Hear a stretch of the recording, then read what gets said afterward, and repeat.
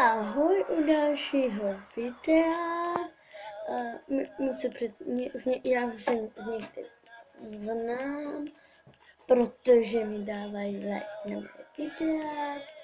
Takže já, abych se vám představila, jestli mě neznáte, moje jméno je Vendula Klučáková, je mi 12 let, chodím na ze Medvědova, už budu do 7. třídy.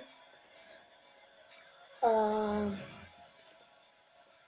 bydlím na Dolní Novosadské v Olomouci. Číslo vám čekat nebudu, protože to je osobní.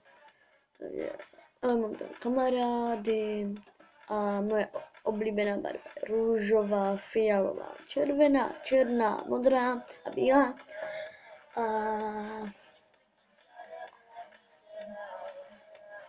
prostě mám ráda zvířata, nebudu vám říkat, co je tak osobní, no. Prostě.